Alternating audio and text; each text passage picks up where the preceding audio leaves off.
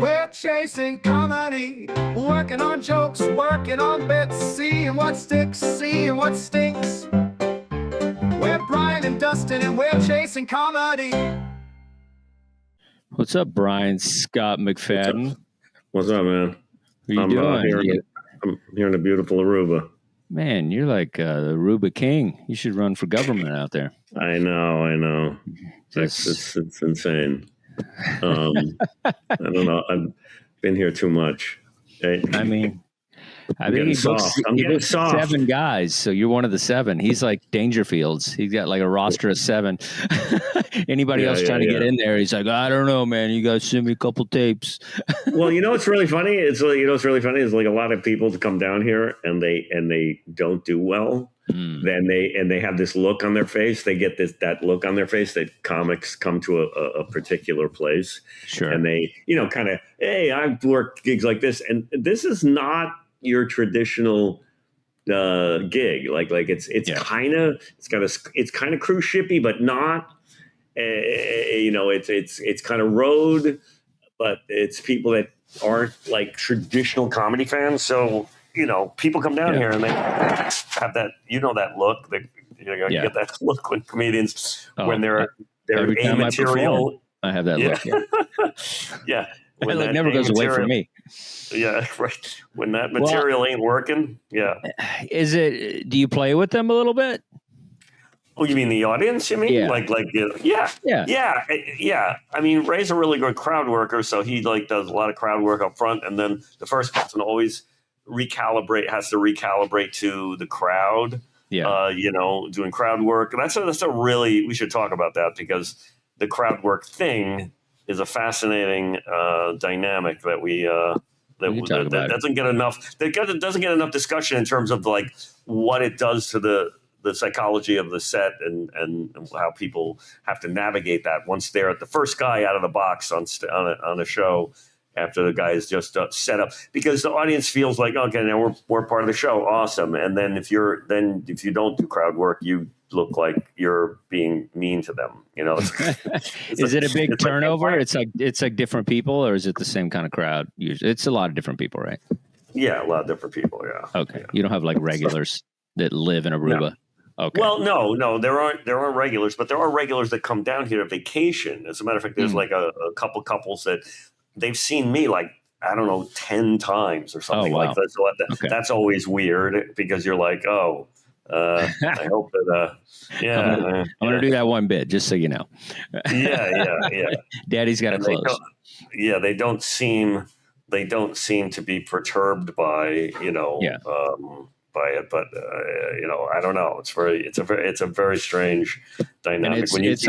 It's on a resort, or is it like a standalone place? Yeah. It's like a kind of a hotel here. Okay. Hotel. That's it's interesting. No, I was curious about it. Because I feel like I've put the time in for those kind of crowds. I know it's not cruisy, but it is in some ways vacation-y. That's how you have to look at all those kind of gigs, like cruises, resorts, casinos, anything like that. I think that's the key word. Is it's a vacation-y experience, and so you have to kind of.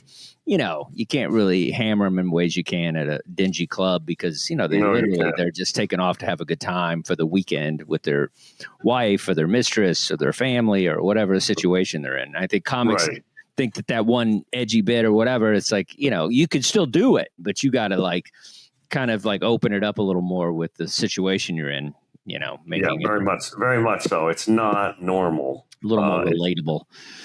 And I've seen that look on so many comedians' faces that come down, and they're like, "Wait a minute, what is the deal here?"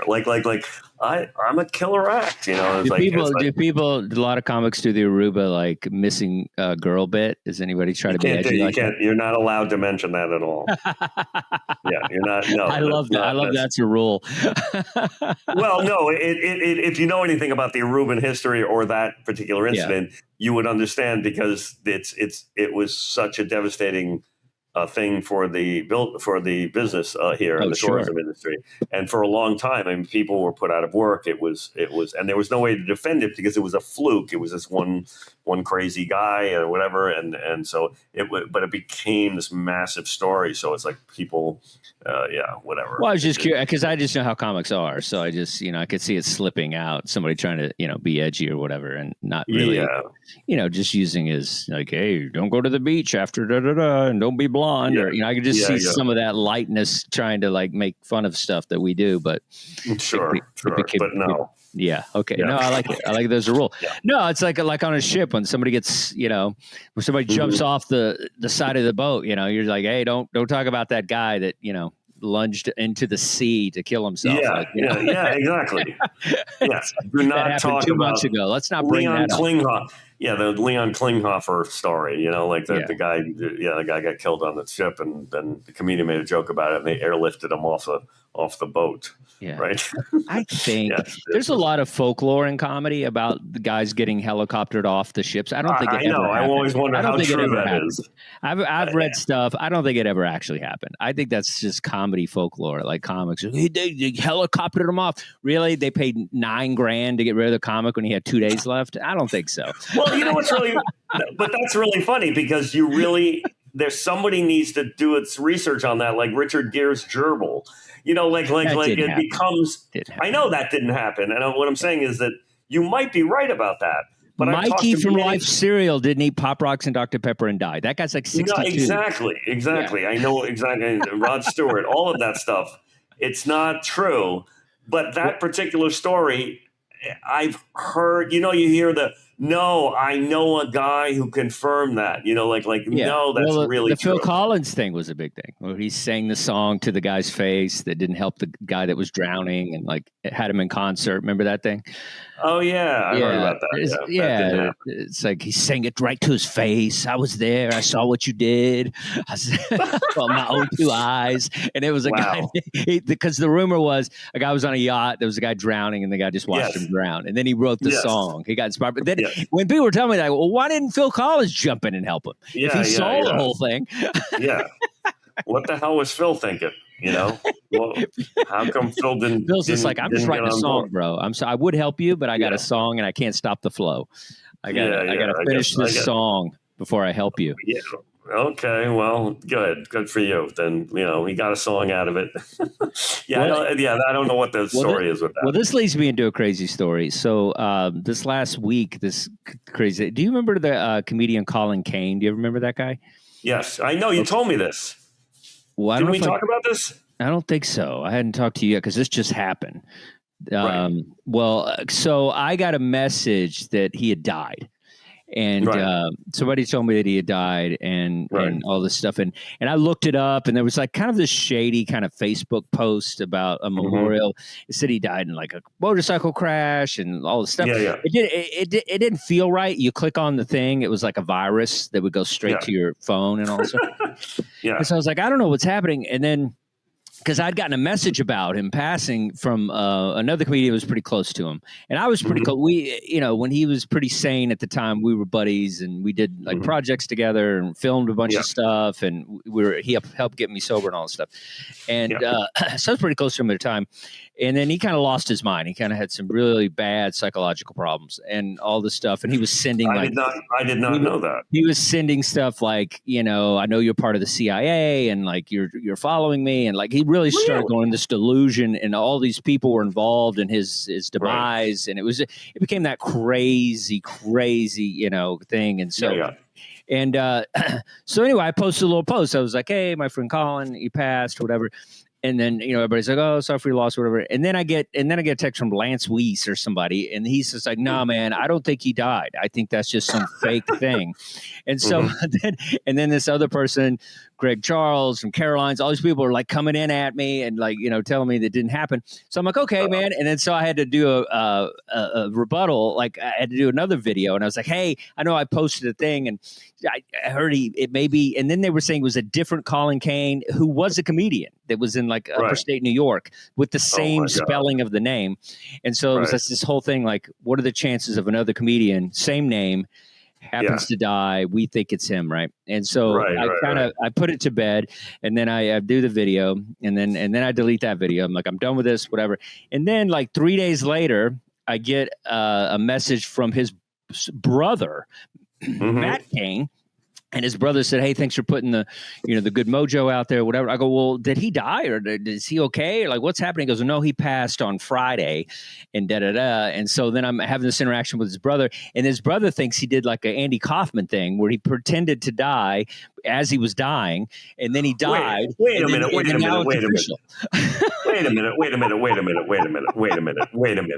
minute. I gotta go. Let's go over this again. So yeah. Wait. So the Colin Kane that you thought it turned out to be. Yes, he did. But die. somebody else said he didn't. Yes. But then okay, the brother there was another Colin. But there was another Colin Kane that they said did die, but he didn't.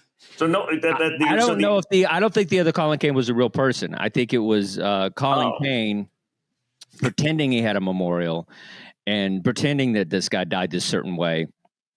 But he really did die, according to his brother. I did all the research on his brother. His brother's been texting me. So I was just like, this is a real guy. So Colin actually did die. Oh my God. He was cremated on Friday. And so oh my God, that's crazy. Yeah. And so I was going back and forth with this thing, and I was just like, and I said, I haven't released the current information because I'm just afraid that like he's just going to pop up like, haha, I got you. And so no, I don't know. I still don't. I'm not trusting anything on this story yet. Right? Yeah, I'm going to wait. But I looked up the Facebook of the Matt Kane, and it's legit. It's been like since 2015. It's his older brother. He has kids. Like the kids are saying, "We love you, Uncle Colin," all this stuff. So he did like a little thing. So that feels legit. He gave me his phone number. I haven't spoken to him on the phone yet, but I have had messages back and forth.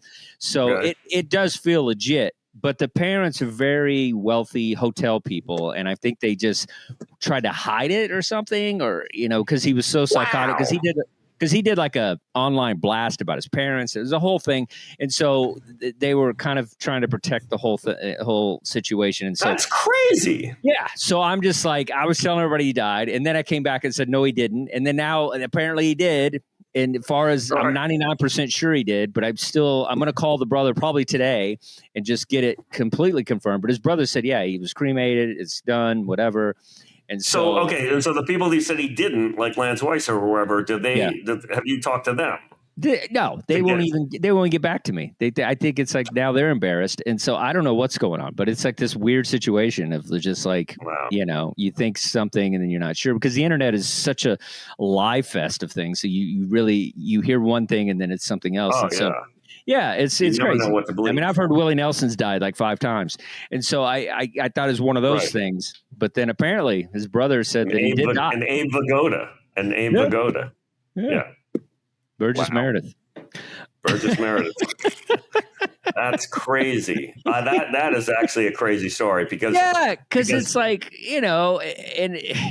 and the fact that he kind of was going through a lot of mental problems. It's like I feel like anything is possible for somebody to just pretend things. But apparently his brother thinks he might have done an Andy Kaufman thing on that particular post, and then but the chances of him dying soon after that are weird. And I don't know the exact cause of death. I know I assume it's some mental thing. I don't know. I don't think it was suicide, but I'm not sure. I don't know what's going on, but I just know it's some weird thing that I'm tangled up in. I don't want to be. I just wanted to put a post and said, hey, he helped get me sober. He was a good guy. Hey, let's celebrate a comedian, whatever. I got to deal with all that backlash. So it's strange. That's insane. Yeah. So rest in peace, Colin Kane, I think. Wow. I don't even want to post this podcast because I don't know what we're. Well, I do. I want to get to the bottom of it. There might be some other people, then a lot of people that went to school with him were reaching out to me for information, and because of my just original post, because they're like, did he die? Did he not die? And so it's like a weird. Because I haven't seen him in a long time. He used to work at Gotham a lot. Yeah. He stopped performing about 2 years, and so because he's going through a lot of mental stuff. And he reached out to me at one point when he was at the beginning of it, and he seemed, he relapsed. He was okay, but he was still, able to communicate. He wasn't with all the CIA and the delusional stuff. So it was like I was able to kind of talk to him. And then he dropped off and left me crazy messages and like, don't contact me and all that stuff. So then I was like, all right, whatever. And then I got a voicemail. That's a very strange thing. I think I know one or two guys, maybe one or two women also that you hear, oh, they had a breakdown or something. And then, and you go to their feed and their Facebook feed, and it's like incomprehensible. There's videos. I won't say names, but like there's a guy that just is always posting crazy stuff about stuff people are doing to him, people that are out to get him. There was another guy I knew that like was like had posted these long, drawn out, insane rants. Like, and it's like, okay, that's bipolar. I recognize that. Yeah, I mean, well, I think the comic brain it's really two speeds. You're either going to have a pretty good life, or you're going to snap at some point. Either drugs and alcohol, or mental breakdown, or you're going to quit completely and you're just going to be done with it, or you go the other way where you can have a pretty decent life. But I think it's hard on the brain. I mean, doing this night after night, and I mean, remember when Charlie Sheen had that seems to have fallen down the cultural memory hole. But there was that whole episode with Charlie Sheen where he was going on talk shows. Yeah. He was going on like Dateline. And I mean, he was literally being interviewed by news organizations. And the guy was in the midst of what appeared to be some kind of mental derangement that lasted. And then it became monetized. He started touring, right? Like that was one of the and all that. Yeah. Yes. And he started doing like live appearances, right? I got tiger blood, man. Kant is the cancer of happen, which I still use that all the time. Kant is the cancer of happen. And they said, well, you can't do drugs like this. Kant is the cancer of happen. And I'm like, I don't even know what the hell that means, but it sounds good. I'm going to use that, right? Apparently all that happened, and then now he's fine. He's doing podcasts where he's talking about disappeared. He came back and he's like normal. I mean, normal as he can be. Has anyone done an interview with him where they go, what was that about? I think he just blames it on the meth or whatever. But it's like even meth heads. There's plenty of them that just don't go down that road. They're high. I used to try to do a joke about this, like in show business.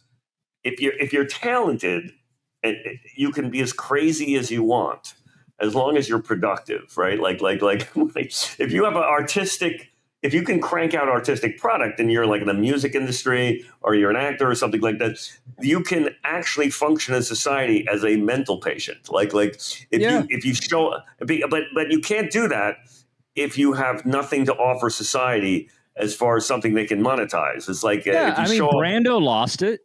Towards the end, he was still getting booked. But I'm talking about people like, that show up at the Grammys wearing a suit made of meat. See, I don't think that's crazy. That's Lady Gaga. She's just playing into the system of shock and awe and controversy. Well, no, I know that. But if you do that at a homeless shelter, they're going to take you somewhere, right? If you show up at the Grammys, you're a Lady Gaga. If you show up at a homeless shelter, you're a crazy guy. If Kanye worked at Burger King, he would have been locked up years ago. Exactly. The crazy guy. Unfortunately, that's the crazy guy. But man, Kanye is a perfect example of that, where it's like he could drop an album this week and people would still buy it. Just even though he has said ridiculous things. And so it acted crazy. And people would buy the music and the art. But it is. You got to be really talented. I always say you got to, like, even if you're just a complete dick or whatever, I know comics that you like that are dicks to some of us. And it's like, but they're so good on stage, you're just like, whatever, Patrice. What you'll put up with. Yeah. People are like, Patrice, that was so sad. I was like, if you actually knew him, he was a terrible person, but an incredible comedian. And so it's like, there's lots of those guys. And so, but as far as the crazy thing, same thing applies, where if you're talented, nobody cares, I mean, Jackson Pollock was out of his mind, and, Van Gogh, and there's so many people that, through the years that have just been psychos, but their art was good. And that's the bottom line. Just be a good artist. And then if you lose it, they'll still buy your work as long as the work is good. Right. And with the rise of social media, et cetera, with, people having literally public breakdowns like that guy Perez Hilton or whatever, just like cut himself on or whatever. And there's all this insane stuff. But speaking of social media, well, I will say this before we get into that. I have like morning problems where it's like I'll wake up kind of like ready to just, flip off the world. And sometimes I'll post things that are just a little too edgy, a little too whatever. And then by midday, I'll get my mind right. And then I'll just delete it and be like, that never happened. Yes, absolutely. That happens a lot. That happens a lot where you post something and you didn't think it through or you were not the rest mindset. You're just pissed in that moment and you're just like, screw this guy or screw that. Yeah, I mean, when me, Ray, and Aaron McGuire were in Israel, we were posting on social media, which seems crazy when you're like in a bomb shelter, but we literally were doing it when we were under missile attack because we had nothing, we didn't know what else to do. We were just kind of like, we were like, people were like, what were you doing? And we were like, I don't think we're doing this. I wasn't doing it for clout or anything. I just was like, we were in a bomb shelter. What the hell? We're bored. We have nothing to do. So we just did it. We just, it's like stuff like that. Social media is such an insane, crazy, and what it does to warp people's minds, warp your perceptions, and you'll just post something and then think, oh, what was I thinking? That was not a good, I got a ad banned on Instagram because they said it was too political or something. And it was a joke that I did a comedy club. And I don't understand. They have this weird algorithm where they ban something and then I'll put a different cover on it and then they'll accept it. And then they don't even realize that it's the same joke. Yeah. Sometimes you gotta like bleep, put asterisks in words and things like that just to kind of get around all kinds of stuff. To get around it. You gotta, but you don't, but this one I changed the cover and it still didn't get through. And it was just about the Odyssey and the controversy about the Odyssey. And I don't know, I can't, and I love the joke and I can't do it. I tried to put it online and they won't let me. And it's like, well, why is that offensive? I don't, or why is that? I think they're saying it's political. It's just talking about the movie, The Odyssey. It's not, it's really weird. But anyway, that kind of stuff is also crazy. So you got we got people who are dead that aren't dead. We got mental illness that are dead that also and melt because of mental illness. So there's a lot going on here in the comedy world as well as the world in general. Yeah, wait, I don't know. It's a lot to keep up with. But hold on, something is in my headphones. Sorry. Hello. What's in your headphones? Oh. Now I can't hear you. Hang on. Can you hear me now? Yeah, I hear you. Okay. That was on my end. I don't know what happened. So did you have a social media bit? Is that what you're trying to get to? I did, but I want to do if we're going to do something, I want to do something about I don't know how funny this is, but I want to do something about crowd work because I work with a lot of crowd. Yeah, because I work with a lot of crowd work comedians. And if you don't do a lot of crowd work, you need material that addresses the fact that you don't. You don't need it, but it helps to call it out. For me, it's funny to do like some kind of. I do kind of either fake crowd work, scripted crowd work. I do a bit about scripted crowd work, but I was trying to like say something like because I saw Gary Goldman do this really funny bit about how he's all these hack comics are, humiliating people in the audience or just like embarrassing, like asking them questions about their job that they make fun of, then they mock them, which is a weird thing to want to pay money to see at a comedy club. Yes, I want to see someone in my. This is what I want to talk about is like I want to see a member of the general public, publicly humiliated, like someone in the ticket buying public that comes to show.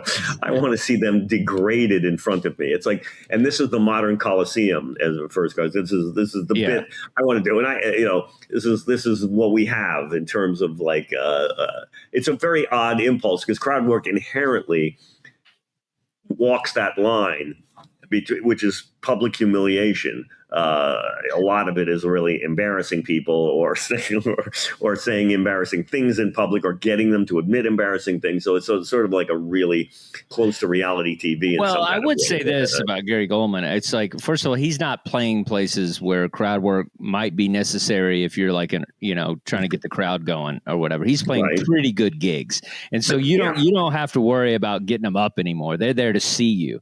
But I think some of us, it's like you're playing these gigs and it's just like with me, if I don't have a host. So I'm, I grab the mic. They're like, ladies and gentlemen, Dustin Chafin. That's the warm up.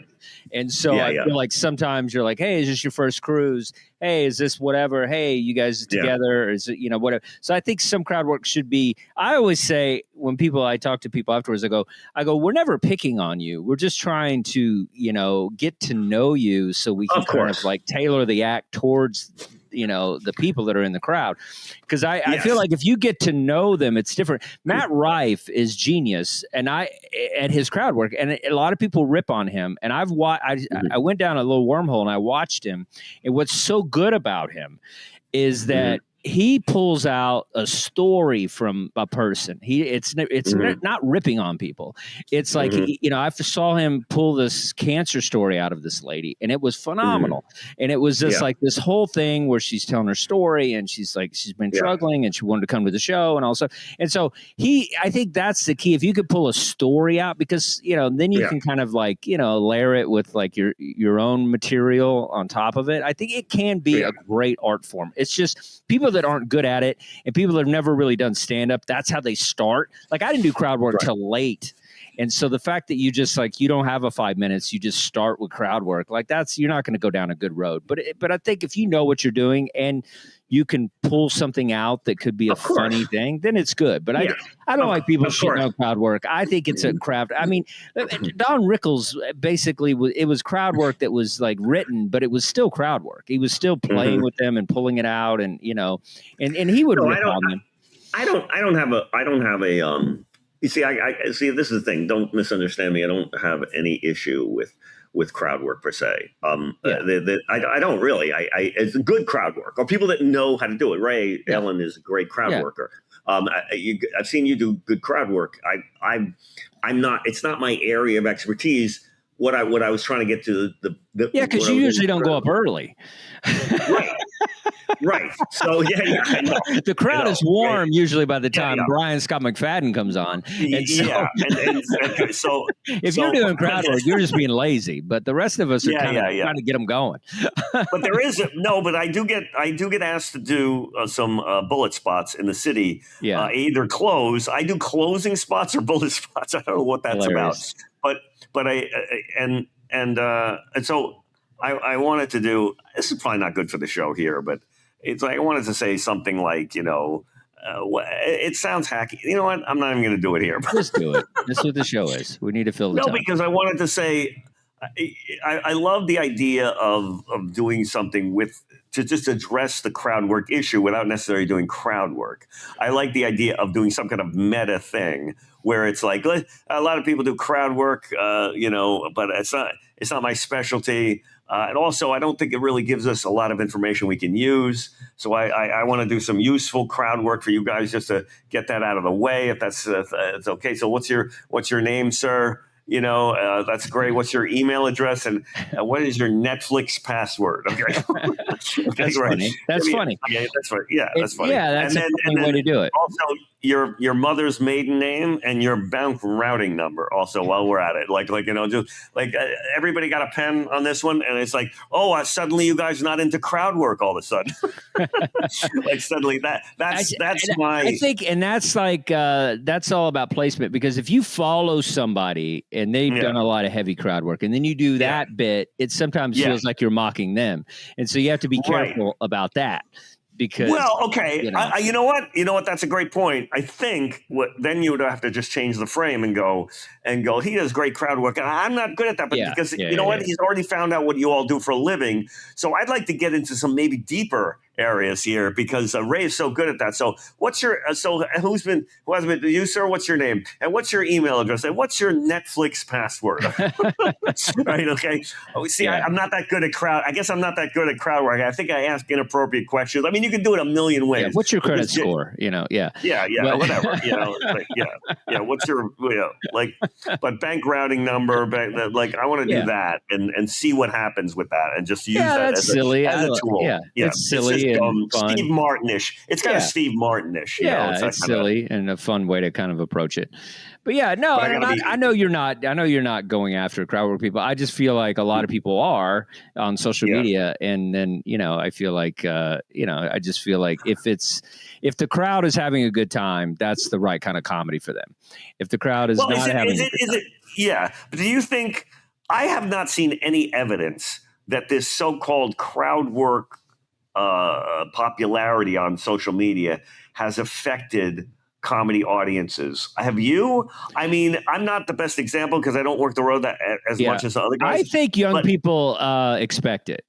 I feel like I see it in the crowds, and I feel like they feel like a lot of times they will tell me like, "Oh, I'm so glad you did crowd work." I love it. But when you say they expect it, that's different from it's hurting the shows that I do and the audience's reaction to material. The only way that crowd work hurts comedy to me is if audiences now do not react to actual scripted material in the same way they used to because they believe that crowd work is a necessary component of the show and they're expecting it, and they feel let down if it doesn't happen, which I haven't seen no evidence of that. I hear that all the time from comics saying, these crowd work clips and all this stuff. And I'm like, I don't know what to say about that, but it doesn't seem like it's infected comedy going audiences where if you do your material and you are a killer act, they go, what the hell was that? He didn't insult the guy's job once, I think what it does that hurts the show is, and you have to kind of be, you have to be kind of almost like the instructor when you're up there is sometimes like, let's say you do a little crowd work and then you're going to go into material. And then sometimes the audience will keep talking and stuff and interrupt jokes because they think that's what they're supposed to do because that's what crowd work is. And you'll have to sometimes stop and be like, hey man, I know I was playing with you, but right now you got to let me cook, let me do my thing, and I'll come back to you if I want this to happen again. And you got to almost like train them into how it's done as opposed to just expecting them to get it. Because sometimes they think if you talk to them once, they can yell out the whole show. And you're like, no, that's, so you have to train them into like how it works and craft it into them and stuff. So sometimes that could be a problem. And doing crowd work sets up a paradigm. Doing good crowd work up front, which I think as an MC is almost a bit required, because if you've ever, if as an MC, if you ever MC a show and you just do material, it always feels like it doesn't quite warm the crowd up the same way that a good crowd work. I think the best crowd work I've ever done. I've done it recently, probably about 6 times it worked really well out of 10. And that's where it was like single people in the crowd. And I made them sit next to each other. And then I interviewed them and had them like, oh, what's your favorite movie? What's your favorite this? And then I brought them together and made them kind of like forced them on a date. And then, and a couple of times they ended up dating. So it's pretty hilarious. But it's like this situation where it's really fun. Nobody's really doing it. And I thought it was, especially like on a ship or something, where it's just everybody's there to drink and hook up and whatever if they're single. And so that has been an electric moment. When it hits, when you just get two people that didn't think they were going to sit next to each other or well alone talk to each other, and the comedian's trying to hook them up is a moment. And then you could talk about, my girlfriend, when we dated, and then I can go into material a little bit. But that's a moment that, I feel like when it works, it's electric. And when it doesn't, it's hilariously awkward. And that's kind of funny, too, where the guy's like says a movie and she goes, I hate that movie. And then he says, like, and I go, do you have a job? He's like, no, I'm still working on something. And I go, oh, great, unemployed. And like, sometimes it goes, even when it goes wrong, it's pretty funny because you're just trying to force these people to kind of like have this moment that they didn't think they were ever going to have. And so that could be there's funny. nothing. An audience always appreciates a kind of like where they even though they're seeing the most unique thing ever, which is that their particular show, something unique has happened that that the comedian has done his material for 50 shows, but this is unique to this show. Well, and that's what crowd work can add to a show. Like you said, perfect way to describe it, a unique moment for the audience. Yeah. Because I don't like doing the same show every time. And so, you're going to hear a lot of the same jokes, but you're never going to have the exact same show with me. And so I feel like that's what a little bit of like going off script will do for my show in that moment. It could just be anything. It could be, it could be the moments of even watching some of that, even if like there's crowd work and then there's spontaneous moments, which are similar in some ways where you're just, maybe you're, like Hedberg would make fun of himself and go behind the curtain or whatever. Like I'll have moments like that where it's just like, I'm not necessarily doing crowd work, but I'm not on script either. I'm almost heckling myself. And so, there's those moments that are electric for the audience. Yes. Because it's a real thing I'm feeling and I'm sharing this with you. And I'm not necessarily picking on you, but I'm picking on myself. And that's also a way to, kind of have like a impromptu moment. It might necessarily be to the crowd, but it's you're sharing it with them. And so when you get a run like that, where you're riffing on something like that, that's awesome because the crowd. I've gone to the bathroom with a cordless mic. I've done all, you try to do crazy stuff sometimes because you just have to, because the crowd is so dead or whatever. But it's like, and then there's times when you just, you have these little pockets of, and then sometimes it's like, even the basic, where are you from, and what do you do can be funny if they have a response that you can work with. If a guy says, I'm from Arkansas, and I'm like, really, you can afford this ship? And blah, blah, blah. And somebody says, what do you do? And a guy's gynecologist, even though half of it is lying, a lot of times they'll make up stuff. You ask them what they do, and they're like, oh, I'm an astronaut. No, you're not. So a lot of that happens. But I don't know. I think it's like, all this is gut instinct when we grab the mic. And I think you should never force anything. And it's like, I think we've been given God-given talent to pick up on that instinct. And so if the instinct says, play with this guy, it's going to be electric. Or if the instinct says, don't talk to him at all, listen to that too. And so I think every comic, if you don't have that thing, I don't think you're a real comic. If you don't have that gut instinct, it's like, then you're just faking this whole thing. And that's the problem. People do fake crowd work.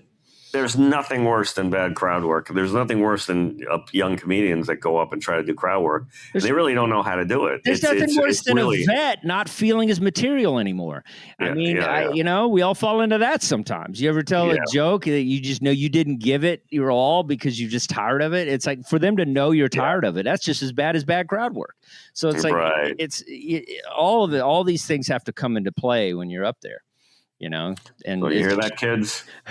You hear that, kids out there? Yeah, I giggle a lot. I say, people tell me that's bad. It's like, I can't help it. I'm a giggler. I giggle when we talk. Like, I'm just a giggly guy. And so some people say you shouldn't laugh at your jokes. I'm like, I'm laughing not at the joke itself. I'm laughing because I got away with it. And so I said something crazy. But that's an interesting thing. It's like certain things like that. There's a comedian. Remember Spanky? He used to laugh at his own jokes. Yes, laughed at every joke. Right. Laughed at every one of his jokes. And I always found that, and Spanky was fairly successful. I don't know where he is now. I haven't seen him, but I used to see him on a lot of the shows. And I always was like, that doesn't really work for me, what he's doing. There's another comedian I know who does that, who laughs awkwardly at his own stuff. And I always feel it doesn't really work. It doesn't work. And he goes, oh, it's a kind of a, he didn't say it was a catchphrase, but he said it was like it's a device. It's actually really works. And I'm like, okay, Eddie Murphy did it. Eddie Murphy notoriously laughed at himself, and that laugh was the punchline. But that was sporadic. It was sporadic. It was pretty regular. It was pretty regular. It was not like Spanky, but it was still pretty regular. Like he laughed a lot, and then he would that crazy laugh, and people will go bananas for it. And even Chappelle will do the thing that we all do now. A lot of comics where they drop the mic. He laughs, Joe picks up the mic. A lot of people have been doing that. Gur Barnes, a lot of people, where they laugh and then bring it down. I do it on accident sometimes. I think I talked about this on another one of the other one of our earlier podcasts. But the thing about the roasts where I wanted to do, it's probably not that funny, but I just thought it was so. I love the way guys laugh at roasts. You know, they cut to the dais and the guy's like. Yeah. it's this over the top thing when they're being insulted. It's a kind of an alpha male thing. Like you're supposed to like be able to have a good sense of humor about yourself, but there's a certain over the top level of it that's so cartoony at the roast that I just go. Lampanelli would do that. Like a lot of people would just, oh, he called me a whore. Yeah. That's so funny. I mean, you see, but it's either that or they get mad because when somebody gets mad, that's the worst thing you can do at a roast. And so, right. I think you choose that as kind of to deflect and kind of keep your strength is to kind of like, because it's supposed to be funny, even if it isn't. But I want to do, because you know me, I love meta shit. So I want to do, this is my impression of every guy on a dais at a roast. And I don't know if this is going to work for the audience. Maybe they won't laugh at this, but I think it's funny. It's like it's do something where you're doing like you're laying down on the audience on the stage and kicking your legs up. Like they do. They slide down the chair on the floor and they're pounding the floorboards with their hands and they're overly clapping. I just think of Mike Tyson. I think of somebody like Mike Tyson who I think was on a panel and was just like sit there like this, and you're going, are they really laughing, or are they just? Is because they know they're on camera, they have to do that.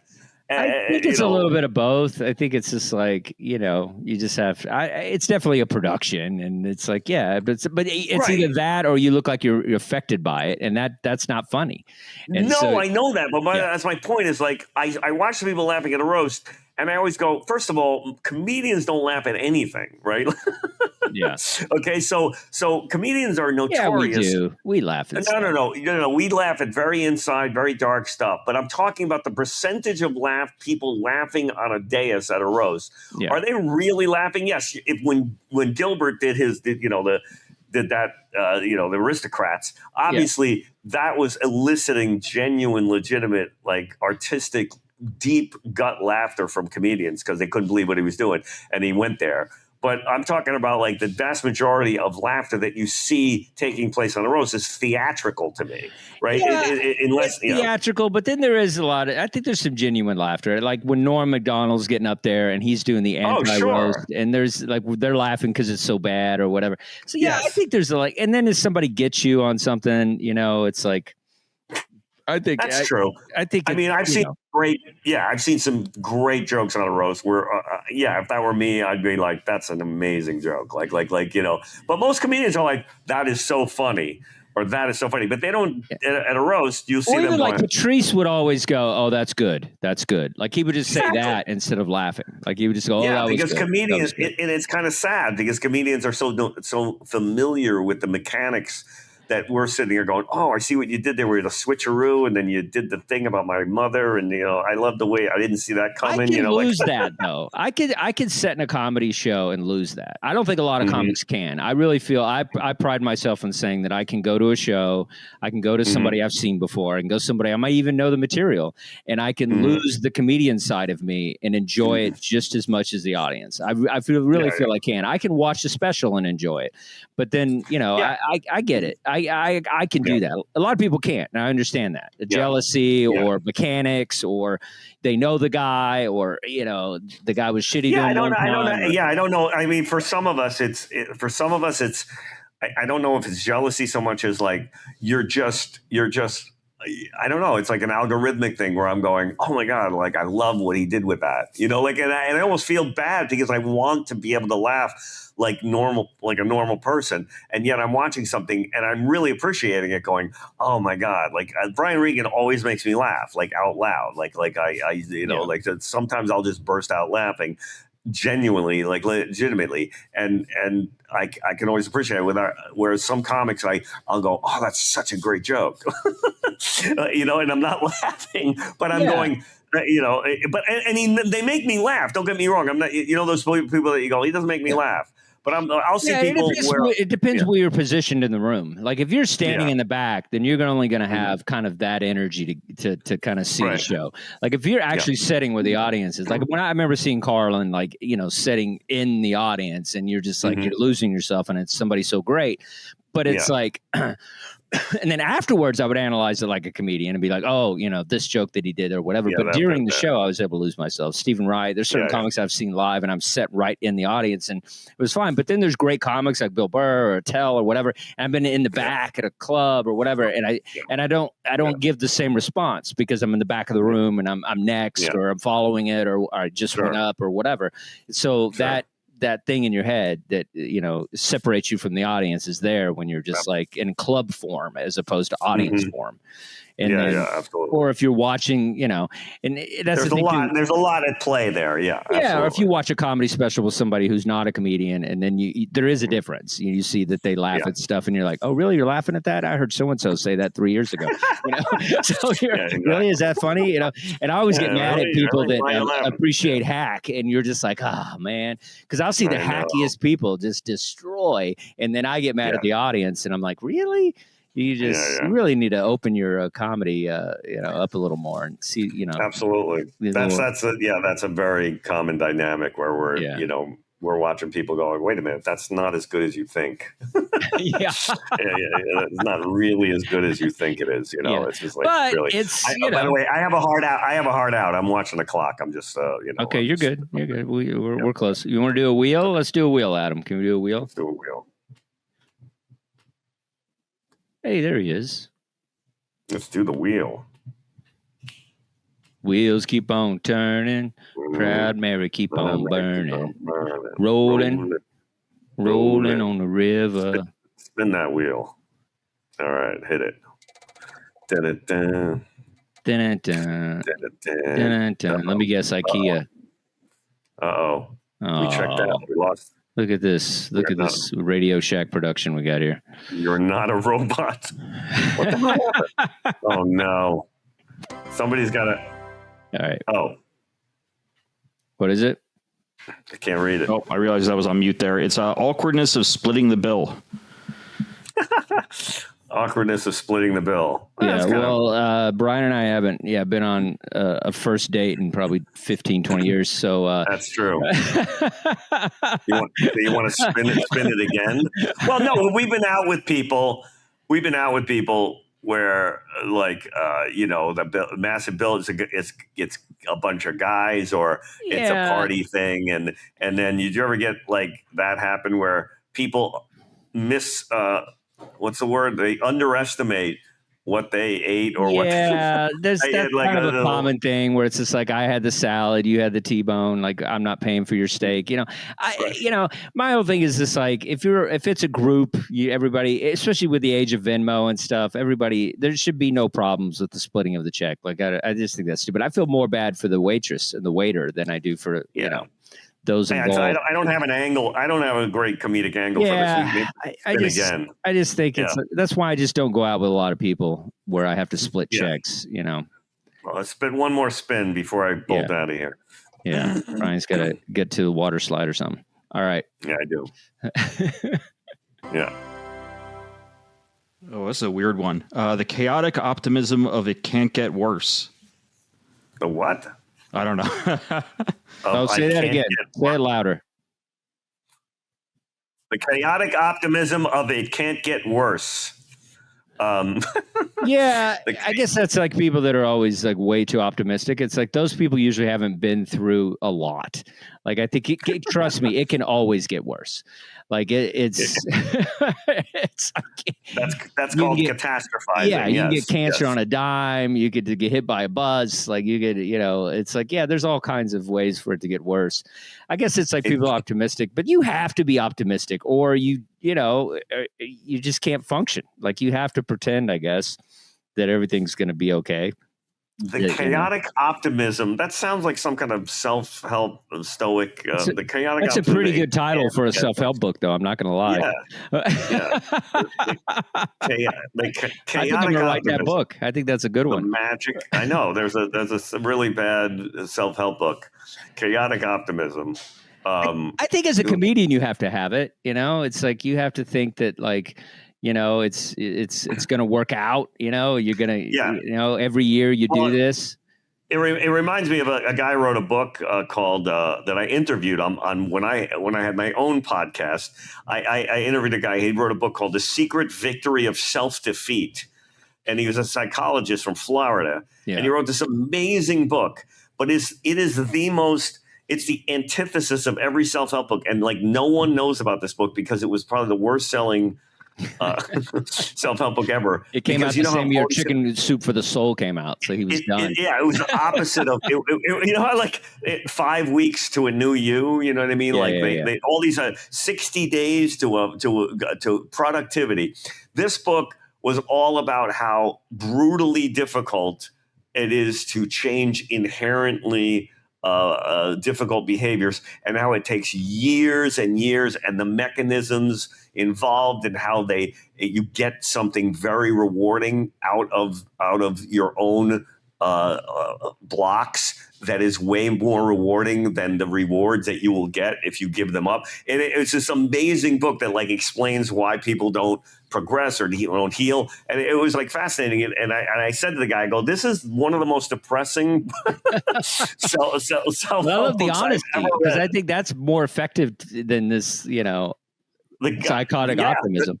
The guy was totally like, he said that they try to tell you that, you know, you can accomplish anything. And a lot of that is just psychological grandiosity that people are drawn to think I can accomplish anything if I just set my mind to it. And there's some truth in that. But there's also people that I know that like, I'm setting my mind to getting, I knew somebody who said they're visualized, I'm going to get an Academy Award, right? Yeah. That was their big thing. But they never went to acting class and never auditioned for anything. Okay, like they never worked on their career or their craft. Yeah. And yet they said, I'm going to manifest an Oscar, Best Actress Oscar. And I go, well, maybe you should take an acting class. Maybe that would be good. That's a good joke. That's a good joke. People that manifest, really that's a great joke for you. Yeah. The people that manifest stuff, and then it's just like, yeah, I'm going to, be a millionaire. I'm going to do this. And like, hey, maybe you should, maybe take a couple of streaming services off, do some investment banking, like just something funny. Anyway. Yeah, that's great. No, it's like, do the work, guys. If you want the optimism, you got to do the work. You got to do the work. Do the work. Do the work. That's what we do here. All right. All right. Well, folks, that's our show. It's time for us to go. Make sure to follow us, give us a like, drop us a comment, and always subscribe. We're Chasing Comedy on all the socials. We hope you had a gas, had some laughs, and maybe you learned something too. Until next time, we're Brian and Dustin, and we're Chasing Comedy.